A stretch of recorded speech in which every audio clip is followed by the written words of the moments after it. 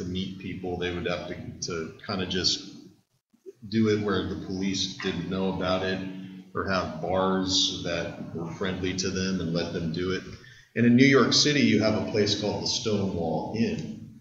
At the Stonewall Inn, there was a safe place for gays and lesbians to go and, meet other people. People knew about it. Well, the police ended up raiding it because it was actually illegal to do that within the city limits.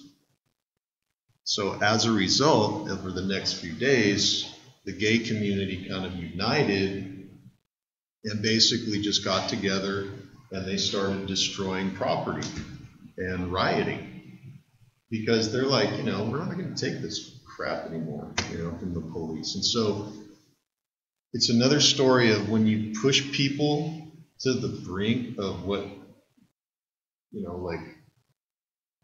well, they're uncomfortable anyway, but if you push people the wrong way, these kinds of things will happen. As a result, that raises awareness of at least the fact that there is a homosexual community throughout the United States, that you can take almost any city here, but that group of folks is definitely going to continue to be a group of people that are going to continually push for social justice and their rights. And it's interesting to me, currently I hear this kind of stuff a lot, most estimates, this is kind of interesting, but most estimates put the amount of gay and lesbian people in the United States at like maybe between 2 and 3% of the population. Okay, fine. Okay, 2 to 3%. Even if you're not comfortable with that, it's just 2 to 3%. I mean, me personally, I'll just tell you straight up, I believe that people should just love whoever the heck they want to love, and just there I came out there. I believe it. It's my own personal viewpoint. You don't have to agree with me, but that's been a decision. That's been a long time coming there. But as a society, we still have a lot of issues with this. It's not. I don't care what side of the issue you're on, but every one of us would admit that this is a pretty thorny issue, right? It is a thorny issue. It's a sensitive issue. It's something that you probably don't want to bring up at Christmas with your family. Although you could, at least in the family that I'm in, which is kind of fun. So as a result now,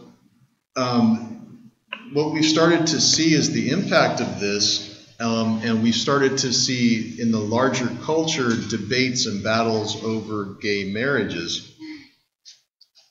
Now, back in 2008, if you guys know this, there was a proposition here that was enacted that actually was voted yes on to protect the traditional definition of marriage inside California. But what's interesting is since then, there are more and more states, I should update this map, but there's more and more states that are now allowing same-sex marriages to happen. And in places you wouldn't even expect. I mean, I think even Utah is talking about it, and you would not think that's a place where, the kind of mindset is there. But it's interesting, it's continuing. And now we shift to feminism, because if I talk about gay marriage too much, I'm probably going to get stuff thrown at me from different people. Okay, so the new feminism. This is Betty Friedan. Say hi, Betty. Hi, Betty. Betty Friedan wrote a book called The Feminine Mystique. And The Feminine Mystique is a book basically in which she questions, as a writer, whether or not the 50s was good for women. Was the 50s a good decade for women? Because is this all, is her famous quote. Is this all to life? To please your husband, to be at home? Is it really that perfect view of, a domesticity, that you have? Is that really it? Adding to this book is a new feeling in the women's movement in the 60s. For example, the birth control pill becomes an even greater aspect of this whole idea that women can control their own bodies, okay? And so all of this leads up to, in the early 70s and the late 60s, you have, this organization called NOW, which is the National Organization for Women that is founded. And it's a very powerful organization, and it's going to push for female rights. There's going to be some tremendous consequences for America because of this movement. There's so many consequences. None of them bad or good when you view them through a vacuum, but depending on who you are, it shakes the foundations of society. As more and more women believe that they should have the kind of life that they want to have, rather than the kind of life that they're supposed to have. You know what I'm saying? Like in the 50s, you were supposed to get married, have kids. You go to college, you get a ring by spring for your money back. That's what we used to say at Fresno Pacific. But anyways, so that, then, in the 60s and 70s, that whole attitude starts to change. Maybe that's not all there is to life. Can a woman go to college, be an independent worker, all that kind of stuff? And as a result, there's a tremendous uptick in the 1970s in terms of women that are working outside of the home, okay? Now, consequently, there is also something else that's going up. Do you know what it is? It's not childbirths. The divorce rate. Yeah.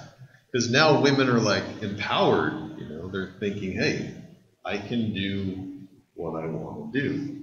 It's a huge change in society. I might have asked you this before. How many of you guys have moms that their primary job was to stay home with you and to take care of you, your kid, your family and stuff? Okay. How many of you guys have moms that basically their primary job was not that? They did that too, but they worked outside the home. A lot more of you that raised your hand there. If we were to do this back in the 1970s, it would be like hardly anybody would have had moms that worked outside the home because of the shift. It's like a seismic shift, feminist movement. Okay, Mary Tyler Moore. All right, so in the 70s, women get more radical.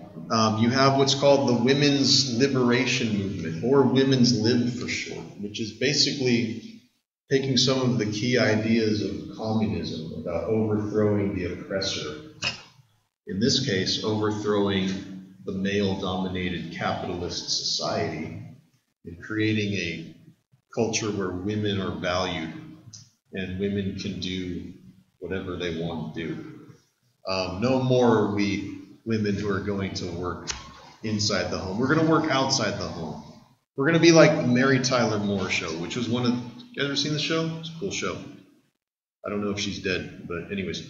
She is... Oh, she's still... Thank you. Mary Tyler Moore, great show. It's one of the first television shows that reflected what was happening at the time. And basically the whole story of the show is this, that she is she's a broadcaster. She works as a news person in, I think it's Minnesota. Just like, okay, whatever. Minneapolis, Minnesota. And she works in an all-male dominated office. And it's all about her as a single woman who's in her 30s trying to make it along with these men. And it just speaks to what was going on in the 70s. As more and more women resisted getting married at the expense of their careers. And overall, the trends have shown this, that women are getting married later and later rather than earlier and earlier. I think the average age of marriage back in 1960 was like 20.9 years. You believe that? 20.9 years. Now, I think it's gone up to almost 26 or 27 because of the belief that women should go to college, get a job, maybe wait a few years before they meet the right guy.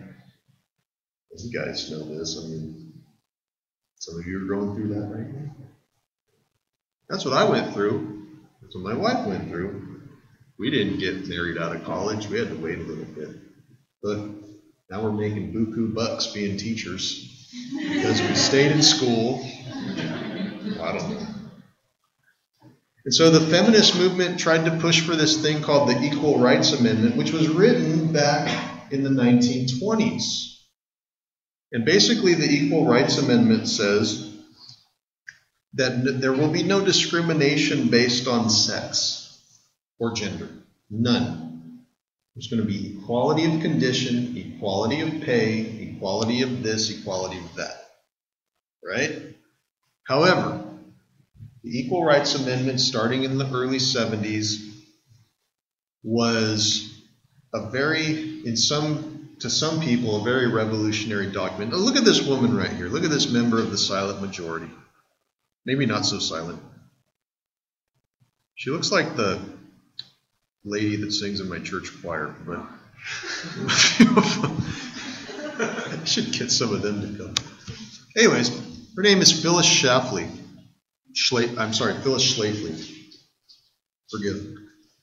And Phyllis Schlafly is obviously a woman. However, not like Bruce Jenner. Okay, but anyways, that was sorry. That was there. I was just like shooting that one. That was a crazy interview, let me tell you. That's crazy. If anyone grew up in that time period, that guy was a decathlete. I mean, a star in terms of like everything. And you know, he's the father of well, not the father, but you know, he's like the adopted father of the Kardashians. So he's like world famous. And now he says he's 65 and he's identifies as a woman. So, anyways, you guys can check that out on your own. So Phyllis Schlafly leads this conservative backlash, saying, you know, we're not going to give in to these women's lib crowd people. You know, we're going to have a society where we are the traditional values people.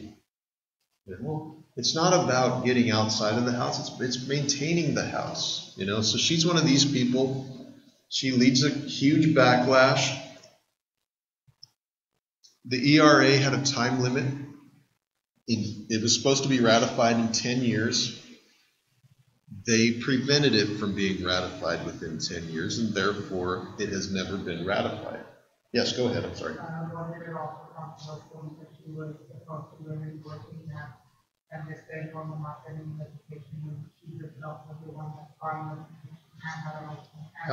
Yeah, exactly. So Phyllis Schlafly was a very prominent person that did exactly the opposite of what she was going after, right? So she was a person that benefited from women's rights, but yet lobbied against it. Thanks, Phyllis, for not passing the ERA. She's like, yeah, whatever. The last thing we'll talk about today is abortion.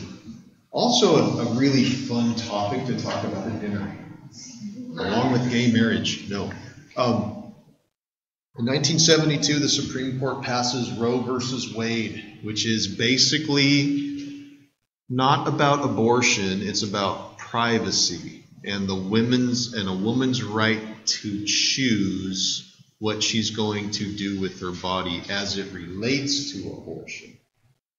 It doesn't really give women, it's more about privacy rights than it is about abortion rights. Let me explain.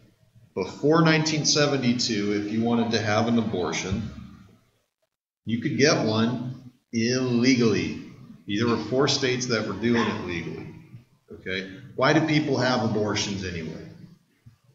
To kill babies? No. There's circumstances, right? Everyone knows that. There's all kinds of reasons. And you know what? you have, I know everyone has their opinions on this, but before that, women could not get an abortion. So there's this woman by the name of Norma McCorvey in Texas who is a low-income person. She doesn't have a lot of money. She works at carnivals. Okay, she unfortunately gets pregnant through like a one-night stand or whatever. She decides that she can't financially support the baby, so she tries to go have an abortion. However, it's illegal, and she finds out about that, and she's not able to do it. Eventually, there's a law firm in Texas that asks her to change her name to Jane Doe, and then they change it to Jane Roe. Anyways. And they challenge this guy named Henry Wade, who's the district attorney in Dallas, Texas, because saying that, you know, she should be able to have an abortion. It's her right to privacy to do that. Well, long story short, it makes its way all the way up to the Supreme Court. And the Supreme Court, in a very surprising decision, 7-2 votes to give Jane Roe, Norma McCorvey, and every other woman throughout the United States access to basically have the privacy to do with their bodies what they will, therefore making abortion legal. Okay? That's the long story of it, but it's more about privacy than anything. And it is a very controversial decision. I think this is probably even more controversial than gay marriage. But what's funny is, postscript, before we go, check this out. Norma McCorvey, the original person, eventually had the baby. They took the baby from her because she didn't want to know who it was going to be. Norma McCorvey then, by the 1980s, becomes a born-again Christian, and then starts giving speeches where she denounces the Roe versus Wade decision, which was the very decision that she advocated for. You can't make this stuff up. Okay. See you on Wednesday. We have our last quiz on Wednesday.